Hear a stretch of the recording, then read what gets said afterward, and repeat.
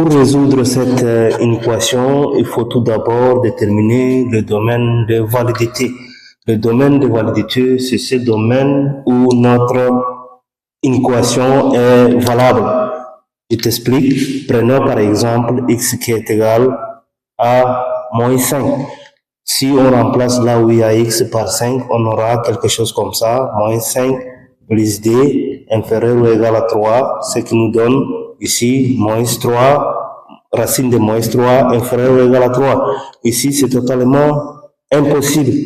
Pourquoi? Parce que la racine ne contient jamais de valeur, ne prend jamais de valeur négative. Donc ici, on a moins 3, ce qui est faux. Donc, pour éviter de telles choses, il faut toujours commencer à déterminer le domaine de validité. Donc ici, qu'est-ce que je veux dire?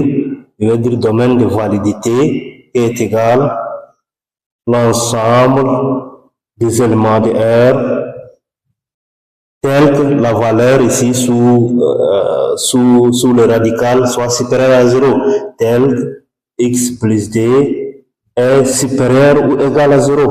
Donc on sait que racine peut prendre la valeur 0, racine de 0 c'est 0. Donc c'est pourquoi on dit la valeur qui est sous la racine soit supérieure ou égale à 0. Donc ici transformons cet ensemble à un ensemble des intervalles. Donc pour ça, qu'est-ce qu'on va dire? X appartenant à R tel que on déplace le d de l'autre côté, donc tel que x est supérieur à moins d. Donc ici, x, on a dit, c'est tous les éléments de R tel que x est supérieur à moins d, c'est-à-dire c'est un ensemble qui contient seulement les valeurs supérieures ou égales à moins d. Donc on ferme, comme il y a une égalité ici, on ferme l'intervalle de ce côté, à côté de moins d, on ferme l'intervalle, et plus infini. C'est-à-dire x peut prendre les éléments supérieurs à d, ou bien les éléments supérieurs à d. Donc ici, si vous prenez n'importe quelle valeur qui se trouve dans l'intervalle et vous placez là où il y a x, votre équation existe. Donc prenons par exemple moins 3. Ici, si je prends moins 3, j'aurai moins 1 par exemple. Moins 3 n'appartient pas à notre intervalle. Je prends moins 1, donc à la place de x, je mets moins 1. Donc ce qui va me donner moins 1 plus d inférieur à 3. Ici, j'aurai 1 racine de 1 inférieur à 3. Donc ici, racine de 1, c'est 1. On sait que 1 est toujours inférieur à 3. Donc, à partir de là, il faut commencer à résoudre l'équation. Donc, qu'est-ce qu'on va dire? Ceci implique.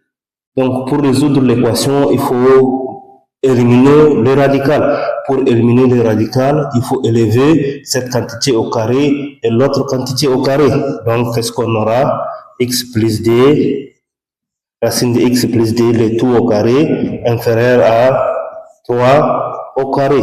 Ici, on simplifie le carré avec le radical. Ça va nous rester x plus d inférieur à 3 au carré, c'est 9. Inférieur à 3 au carré, c'est 9. Donc, ici, on déplace le 2 de l'autre côté et ça change de signe. Donc, x est inférieur à 9 moins d.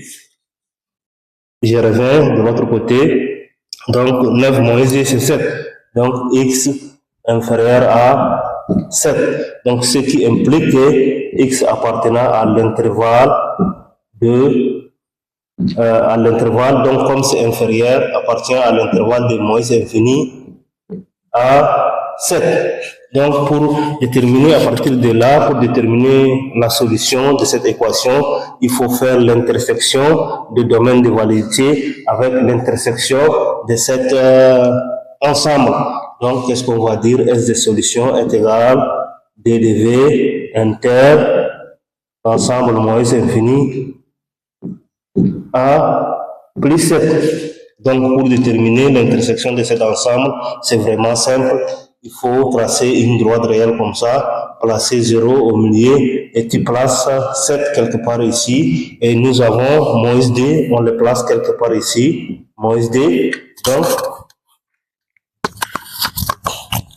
notre dDV, c'est de moins d à plus infini. Donc, il faut hachirer de moins d à plus infini. Donc, on hachire cette partie.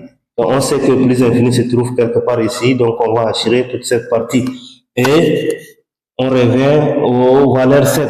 Donc, ici, on a dit x appartient à l'ensemble des moins infini à 7. Donc, il faut hachirer de 7 à moins infini. Donc, comme ça, il y a moins infini quelque part ici. Donc, notre solution, comme on a dit, c'est l'intersection. Donc, ça devient l'intersection de ces deux, là où hachirer deux fois, c'est notre solution. Donc, c'est l'intersection de ces, les barres obliques que je fais. Donc, tout ça, c'est notre solution. Donc, S de solution s'écrit comme c'est inférieur ou égal, on va fermer l'intervalle. Donc, des deux côtés. Donc, s'il y a moins infini quelque part, il faut laisser ouvert, ou bien plus infini quelque part, il faut jamais fermer l'intervalle à côté des moins infini ou bien plus infini. Donc, ici, on place le moins d et le 7. Donc, on a déjà résolu notre équation.